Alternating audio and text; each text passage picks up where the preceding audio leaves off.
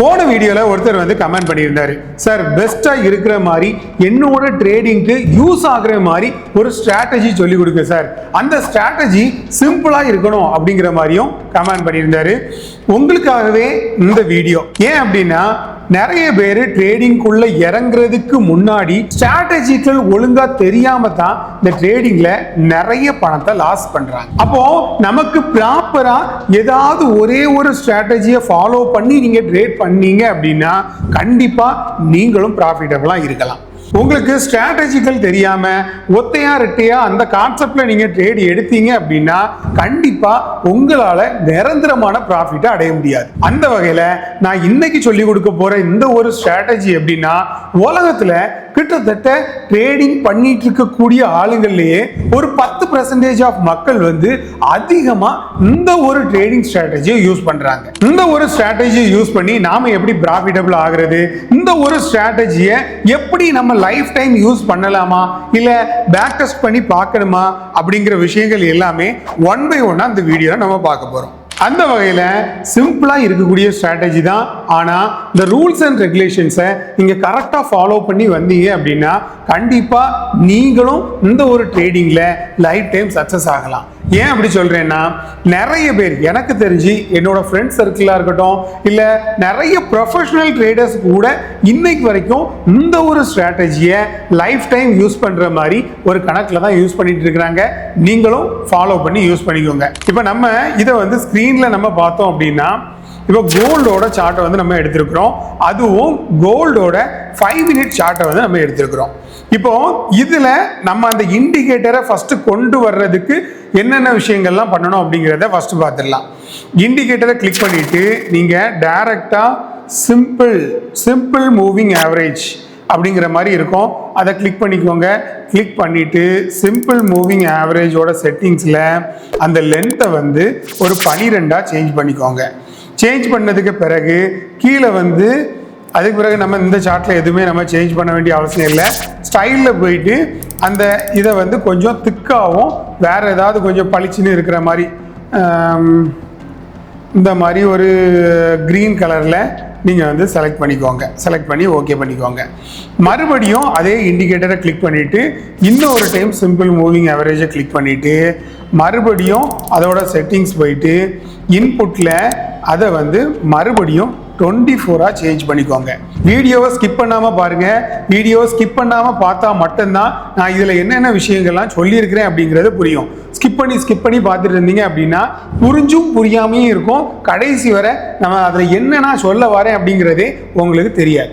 இப்போ நம்ம இன்புட்டில் இதை செலக்ட் பண்ணிட்டோம். ஸ்டைலில் வந்து மறுபடியும் கொஞ்சம் திக்காக்கிட்டு அதுக்கு பிறகு ஒரு ஒயிட்டாக மாற்றிக்கோங்க. ஒயிட்டாக மாற்றியாச்சு. இப்போ இதில் நம்ம என்ன டைப் ஸ்ட்ராட்டஜி யூஸ் பண்ண போகிறோம் அப்படிங்கிறத ஃபஸ்ட்டு பார்க்கலாம். இதை கொஞ்சம் நம்ம வந்து இந்த ஸ்டைலில் இதை கொஞ்சம் திக்காக தான் மாற்றிருக்கிறோம். அப்போது 2 நம்ம எடுத்தாச்சு. இந்த ஒரு விஷயத்தை வச்சு தான் நம்ம வந்து இந்த ஸ்ட்ராட்டஜியை ஃபாலோ பண்ண போகிறோம். இப்போ இதை ஃபாலோ பண்ணுறதுக்கு முன்னாடி இன்னொரு இண்டிகேட்டரோட துணையால தான் நாம் இதில் அந்த ட்ரேடிங்கை பண்ண முடியும். அதுக்கு என்ன தேவை அப்படின்னா இன்னொரு சிம்பிள் மூவிங் ஆவரேஜ் தேவை. ஆனால் இன்னொரு சிம்பிள் மூவிங் ஆவரேஜ் எடுக்கணும் அப்படின்னா ட்ரேடிங் வியூவில் நீங்கள் கண்டிப்பாக ப்ரீமியம் இருந்தால் மட்டும்தான் எடுக்க முடியும். ஆனால் நம்மளோட பிளாட்ஃபார்மில் எந்த ஒரு ப்ரீமியமும் இல்லாமலே நீங்கள் தாராளமாக நம்மளோட சார்ட்டை வந்து யூஸ் பண்ணிக்கலாம். அதுவும் எத்தனை இண்டிகேட்டர் வேணாலும் நீங்கள் ஃப்ரீயாக யூஸ் பண்ணிக்கலாம். அந்த ஒரு ப்ரீமியத்தை நான் உங்களுக்காக பே பண்ணுறேன். அதனால நம்மளோட பிளாட்ஃபார்மை யாரெல்லாம் யூஸ் பண்ணணும்னு நினைக்கிறீங்களோ தாராளமாக எல்லா விஷயத்தையும் நீங்கள் வந்து யூஸ் பண்ணிக்கலாம். அடுத்ததாக பார்த்தோம் அப்படின்னா இதில் வந்து ப்ரீமியம் இல்லை. அதனால நான் ஜஸ்ட் இப்போ வந்து ஒரு இண்டிகேட்டரை ஹைட் பண்ணிட்டு இன்னும் ஒரு சிம்பிள் மூவிங் ஆவரேஜை நான் ஆக்டிவேட் பண்ணுறேன். அப்போ ஆக்டிவேட் பண்ணதுக்கு பிறகு இதோட செட்டிங்ஸே நான் உங்களுக்கு காட்டுறேன். இன்புட்டில் லென்த் பாருங்க 200 அப்படிங்கிற மாதிரி இருக்கு. இது வந்து க்ளோஸ் தான், வேற எதுவுமே சேஞ்ச் பண்ண வேண்டிய அவசியம் இல்லை. ஸ்டைலில் போயிட்டு ஒரு எல்லோ கலர் நல்ல போல்டாக இருக்கிற மாதிரி ஒரு எல்லோ கலர் வந்து நான் செலக்ட் பண்ணியிருக்கிறேன். இப்போ இதில் நம்ம ஃபஸ்ட்டு பார்க்க வேண்டிய விஷயம், இந்த ஒரு 200 EMA டிசேபிள் பண்ணிட்டு இந்த ஒரு 2 சிம்பிள் மூவிங் ஆவரேஜை மட்டும் ஆக்டிவேட்டில் வச்சுக்கோங்க. வச்சதுக்கு பிறகு நீங்கள் அதாவது ட்ரேடிங் வியூவை எடுக்கிறவங்களுக்கு நான் இதை சொல்லிக் கொடுக்குறேன். நம்மளோட சார்ட்டை எடுக்கிறவங்களுக்கு இதெல்லாம் தேவையில்லை. டைரக்டா நீங்க வந்து நம்மளோட சார்ட்ல எல்லா விஷயங்களும் யூஸ் பண்ணலாம். அதனால நாம என்ன பண்ண போறோம் அப்படின்னா டைரக்டா ட்ரேடிங்கை விட்டுட்டு நம்மளோட சார்ட்டுக்கே நம்ம போயிடலாம். அதுல இன்னும் டீட்டெயிலா நான் உங்களுக்கு எக்ஸ்பிளைன் பண்றேன். இப்போ நம்மளோட வெப்சைட்டுக்குள்ள, அதாவது நம்மளோட பிளாட்ஃபார்முக்குள்ள வந்துட்டோம். trade.tradiofx.com அப்படின்னு அடிச்சிங்கனாலே வந்துடும். trade.tradiofx.com அப்படிங்கிற மாதிரியும் அடிக்கலாம், இல்லை tradiofx.com அப்படிங்கிற மாதிரி நீங்கள் அடிச்சிங்க அப்படின்னாலும் நம்மளோட வெப்சைட் வரும். அதில் போயிட்டு நீங்கள் தாராளமாக ரெஜிஸ்டர் பண்ணி லாகின் பண்ணி உள்ளே வந்தீங்க அப்படின்னா இந்த மாதிரி தான் சார்ட்டுகள் இருக்கும். இதில் நம்ம வந்து XAUUSD சேம் கான்செப்ட் XAUUSD தான் இருக்குது. அதில் 5 மினிட் டைம் ஃப்ரேமை வந்து நம்ம எடுத்துருக்குறோம். இல்லை நீங்கள் 5 மினிட் டைம் ஃப்ரேமில் இதை ஒரு ஃபேவரேட் பண்ணி வைக்கணும் அப்படிங்கிற கான்செப்டில் வைக்கனாலும் வச்சுக்கலாம். வச்சுட்டு பையா செல் அப்படிங்கிற விஷயங்கள், நிறைய விஷயங்கள் எல்லாமே நம்ம இதில் கொடுத்துருப்போம். இதை கிளிக் பண்ணிங்கன்னா அந்த பை செல் வந்து போயிடும். நம்மளோட ட்ரேடிங் வியூவில் 2-3 இண்டிகேட்டர்களை கம்பைன் பண்ணி தான் நம்ம வந்து அதில் பார்த்தோம். ஆனால் நம்மளோட பிளாட்ஃபார்மில் அந்த 2-3 இண்டிகேட்டர்களை சேர்த்து ஒரே இண்டிகேட்டராக மேக் பண்ணி நம்ம இண்டிகேட்டர் டேப்ல வச்சிருக்கிறோம். அது என்ன அப்படின்னா நான் ஃபேவரேட் பண்ணி வச்சிருக்கிறேன். நான் நிறைய டைம் யூஸும் பண்ணுவேன். ஆனால் இப்போ வந்து அதை யூஸ் பண்ணுறது இல்லை. ஏன் அப்படின்னா எந்த ஒரு ஆத்தாரும் அவரோட ஓன் பிளாட்ஃபார்மில் ட்ரேட் பண்ண முடியாது அப்படிங்கிற ஒரு ஸ்ட்ரிக்டான ஒரு ரெஸ்ட்ரிக்ஷன் இருக்குது. அதனால நான் என்னோட பிளாட்ஃபார்மில் ட்ரேட் பண்ண முடியாது. இப்போ நம்ம இதில் பார்த்தோம் அப்படின்னா மூவிங் ஆவரேஜ் மல்டிபிள் அப்படிங்கிற மாதிரி இருக்கும். இங்கே மேலே மூவிங் ஆவரேஜ் மல்டிபிள் அப்படின்னு அடித்தாலும் வரும். இல்லை மூவிங் ஆவரேஜ் மல்டிபிளை நான் வந்து ஸ்டார் பண்ணி வச்சுருக்கிறேன், அதனால் எனக்கு வந்து அது ஃபஸ்ட்டு காட்டுது. இல்லைன்னா கொஞ்சம் கீழே காட்டும். காட்டினதுக்கு பிறகு அதை கிளிக் பண்ணீங்க அப்படின்னா ஒட்டு மொத்தமாக நிறைய மூவிங் ஆவரேஜ் உங்களுக்கு வந்து ஸ்க்ரீனில் காட்டும்.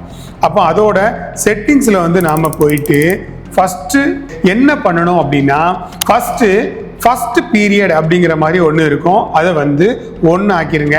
செகண்ட் பீரியடையும் 1 ஆக்கிருங்க. தேர்ட் பீரியடையும் 1 ஆக்கிருங்க. ஃபோர்த்து பீரியடை 12 அப்படிங்கிற மாதிரி சேஞ்ச் பண்ணிருங்க. ஃபிஃப்த் பீரியடை வந்து 24க்கு சேஞ்ச் பண்ணிருங்க. சிக்ஸ்த் பீரியட் வந்து 200லேயே இருக்கட்டும். அது வந்து ஓகே தான். இப்போ அதே மாதிரி ஸ்டைல்ஸில் போயிட்டு ஃபோர்த் பீரியட் நம்ம வந்து யூஸ் பண்ணியிருக்கிறோம். கொஞ்சம் அதை திக்காக்கிக்கலாம். அதே மாதிரி ஃபிஃப்த் பீரியடையும் சிக்ஸ்த்து பீரியடையுமே கொஞ்சம் வந்து நம்ம திக்காக்கிக்கலாம். சிக்ஸ்த்தை மட்டும் நம்ம வந்து கொஞ்சம் எல்லோ கலரில் வச்சுக்கலாம். இல்லை இது வந்து கொஞ்சம் நம்ம டார்க் கலரில் வேணும் அப்படின்னாலும் தாராளமாக நீங்கள் வந்து நம்மளோட செட்டிங்ஸில் போயிட்டு இதை வந்து டார்க் கலரில் வந்து நீங்கள் மாற்றிக்கலாம். அதுக்கப்புறம் நம்ம வந்து சார்ட்டுக்கு போனோம் அப்படின்னாலே இன்னும் ரொம்ப டீட்டெயிலாக நல்லா தெளிவாகவே நமக்கு வந்து தெரியும். அப்போது நம்ம வந்து நம்மளோட சார்ட்டில் வந்து அப்ளை பண்ணியாச்சு. இப்போ இதில் நாம் எப்படி ட்ரேட் எடுக்கணும் அப்படிங்கிறத ஒரு சிம்பிள் டெமான்ஸ்ட்ரேஷனாக பார்த்துடலாம். அது மட்டும் இல்லாமல் எந்த டைமில் நம்ம ட்ரேட் எடுக்கணும் அப்படிங்கிறதையும் சொல்கிறேன். இப்போ இந்த ஒரு இண்டிகேட்டரை நம்ம யூஸ் பண்ணும்போது நம்ம கரெக்டாக ஈவினிங் 6:30 இருந்து ஸ்டார்ட் பண்ணி ராத்திரி ஒரு 11 மணி வரைக்கும் நம்ம வந்து இதில் ட்ரேட் எடுக்கலாம். மற்ற டைம்களில் நீங்கள் இதில் ட்ரேட் எடுத்தீங்க அப்படின்னா கண்டிப்பாக அதுக்கான அக்யூரசி வந்து உங்களுக்கு கண்டிப்பாக இருக்காது. ஏன் அப்படின்னா நிறைய டைம் வந்து இப்போ இதிலே பாருங்க, மார்க்கெட் வந்து என்ன இருக்குது, பை சைடு, இதாவது செல் சைடில் இந்த இடத்துல கரெக்டாக நான் வந்து மார்க் பண்ணி காட்டுறேன். எடிட் பண்ணும்போது உங்களுக்கு மார்க் பண்ணி காட்டுறேன். இந்த இடத்துல மார்க்கெட் வந்து செல் சைடு போயிருக்குது. செல் சைடு நம்ம இதில் வந்து ஒரு செல் ஆர்டரை நம்ம பிளேஸ் பண்ணினாலும், அதாவது இதில் நமக்கு நிறைய இண்டிகேட்டர்ஸ்க்கான நிறைய விஷயங்கள், நிறைய டூல்ஸ் எல்லாமே நிறைய விஷயங்கள் நம்மளோட ட்ரேடிங் வியூவில் நம்ம எல்லாத்தையுமே கொண்டு வந்திருக்கிறோம். எல்லாத்தையுமே நீங்கள் வந்து 1 by 1 உட்காந்து செக் பண்ணி பார்க்கலாம். இப்போ இதில் வந்து நம்ம ஒரு லாங் பொசிஷன், அதாவது ஒரு ஷார்ட் பொசிஷன் இந்த இடத்துல நம்ம எடுத்தோம் அப்படின்னா நமக்கு வந்து ஃபெயிலியர் ஆகும். இந்த இடத்துல ஒரு ஷார்ட் பொசிஷனை எடுத்துட்டு இதுக்கு மேலே ஸ்டாப் லாஸையும் கொஞ்சம் 1:2 ரேஷியோவில் நம்ம வச்சோம் அப்படின்னாலும் கண்டிப்பாக நமக்கு வந்து நம்மளோட ஸ்டாப் லாஸ் தான் ஹிட் ஆகும். இது வந்து மார்னிங் நடந்த ஒரு விஷயம் அப்படிங்கிறதுனால இதில் வந்து கரெக்டான அக்யூரசி சிக்னல் வந்து இல்லை. அதனால் நம்ம இதை எடுத்து விட்டுடலாம். இப்போ இந்த ஒரு இடத்துல பாருங்க, நமக்கு நல்ல ஒரு பை ஆப்பர்ச்சுனிட்டி இதில் கிடைச்சிருக்கு.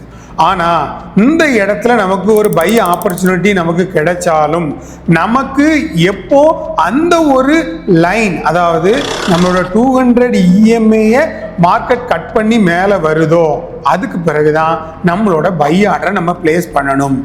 ஏன் அப்படின்னா இதோட ஃபர்ஸ்ட் ரூலே மார்க்கெட் 200 EMAக்கு மேலே இருந்தால் பையும், 200 EMAக்கு கீழே இருந்தால் செல்லும். அப்படிங்கிற ஒரு கான்செப்டில் தான் இதை வந்து நம்ம பார்க்கணும். அப்போ மார்க்கெட் இந்த ஒரு விஷயத்தை, அதாவது இந்த 2 சிம்பிள் மூவிங் ஆவரேஜ் இந்த இடத்துல கட் ஆனாலும் நமக்கு வந்து மேலே வந்து க்ளோஸ் வச்சா மட்டும்தான் நம்ம அந்த இடத்துல என்ன பண்ணணும், பை ஆர்டரை எடுக்கணும். அப்போ ஒவ்வொரு நேரமும் நீங்கள் இப்படி போய் லாங்னு எடுத்துகிட்டு இருக்க வேண்டாம். இது எல்லாத்தையுமே நீங்கள் போட்டு வச்சுட்டு இருந்தாலே போதும். மறுபடியும் ஒரு லாங்கை கிளிக் பண்ணிவிட்டு இதை கிராஸ் பண்ணும்போது இதில் 1:2 ரேஷியோவில் இங்கே வச்சிங்க அப்படின்னா தாராளமாக நம்மளோட டேக் ப்ராஃபிட்டை நம்ம எடுத்துடலாம். இது வந்து ஒரு செட் ஆஃப் கான்செப்ட். ரெண்டாவது அதே மாதிரி இது வந்து ஒரு டைம் ஈவினிங்னு வச்சுக்கலாமே. அதே மாதிரி நம்மளோட சார்ட்டில் வந்து டைம் கொஞ்சம் வேரியேஷனாக இருக்குது. நீங்கள் உங்களோட சார்ட்டில், உங்களோட டே லைஃப்பில் லைவ் சார்ட்டில் வச்சு ட்ரை பண்ணி பாருங்கள். கண்டிப்பாக இது வந்து நல்ல அக்யூரசி கொடுக்கும். அதே மாதிரி இது வந்து அடுத்த நாள் பாருங்கள், இப்போ இதில் வந்து கட் ஆகிருக்கு. இப்போ இதில் கட் ஆகும்போது டைரெக்டாக அந்த இடத்துல நம்மளோட பை ஆர்டரை நம்ம வந்து பிளேஸ் பண்ணிடலாம். இப்போ வந்து நம்ம ஃபேவரேட் பண்ணது வந்து இதில் இருக்குது. பை ஆர்டரை கரெக்டாக இப்போ இதில் கட் ஆகிருக்கு. அப்போ இந்த இடத்துல பிளேஸ் பண்ணிவிட்டு ஸ்டாப் லாஸை ஒரு குறிப்பிட்ட லெவலில் வச்சுட்டு 1:2 ரேஷியோவில் வச்சோம் அப்படின்னா உடனடியாக நம்மளோட டார்கெட்டை வந்து அது ரீச் பண்ணிட்டு, இப்போ 200 EMA கீழே இருக்குது. அதனால் நம்ம வந்து பை ஆர்டர் எடுத்தோம். இதே டைம் இந்த இடத்துல பாருங்கள், நமக்கு ஒரு செல் சிக்னல் கொடுத்துருக்கு. அப்போது எந்தெந்த இடங்கள்ல நம்ம ட்ரேடை அவாய்ட் பண்ணணும் அப்படிங்கிறதையும் நான் வந்து உங்களுக்கு சொல்கிறேன். மார்க்கெட் வந்து மேலே இருக்கு, 200 EMAக்கு மார்க்கெட் மேலே இருக்கும்போது உங்களுக்கு செல் சிக்னல் கிடைச்சாலும் அந்த ஒரு செல் பாயிண்ட், அந்த ஒரு சார்ட்டோட கேண்டில் வந்து எப்போ இந்த 200 EMA பிரேக் பண்ணி கீழே வருதோ அதுக்கு பிறகுதான் உங்களோட ட்ரேடை எடுக்கணும்.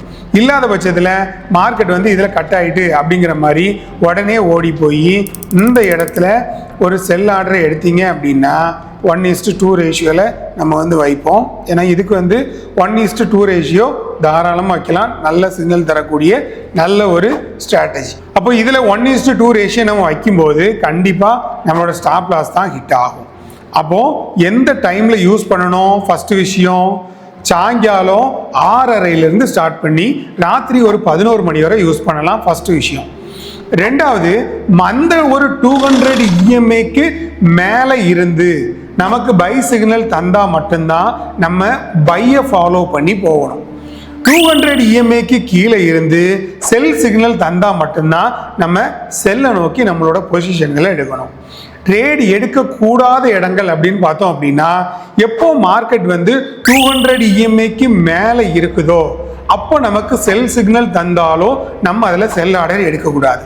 அதே மாதிரி மார்க்கெட் 200 EMAக்கு கீழே இருந்து நமக்கு பை ஆர்டர் தந்தாலும் அந்த ஒரு சிக்னலை அவாய்ட் பண்ணணும். இந்த மாதிரி கரெக்டாக ப்ராப்பராக எழுதி வச்சு நீங்கள் தாராளமாக உங்களோட ட்ரேடிங்கை கண்டினியூ பண்ணுங்கள். நல்ல மாதிரி சிக்னல் தரக்கூடிய ஒரு ஸ்ட்ராட்டஜி. இன்றைக்கும் உலகத்தில் நிறைய பேர் இந்த ஒரு ஸ்ட்ராட்டஜியை யூஸ் பண்ணி ப்ராஃபிட்டபிளாக இருக்கிறாங்க. இந்த ஒரு ஸ்ட்ராட்டஜியை நல்ல மாதிரி பேக் டெஸ்ட் பண்ணி பாருங்கள். நல்லா யூஸ்ஃபுல்லாக இருக்கக்கூடிய ஒரு ஸ்ட்ராட்டஜி தான். அண்டில் தென் நான் அடுத்ததாக எதை பற்றி வீடியோ போடணும், இல்லை இந்த வீடியோவில் ஏதாவது உங்களுக்கு டவுட்டுகள் இருந்துச்சு அப்படின்னா மறக்காமல் கமெண்ட்ஸில் கேளுங்க. அண்டில் தென் தேங்க்ஸ் ஃபார் வாட்சிங் FX Mangold.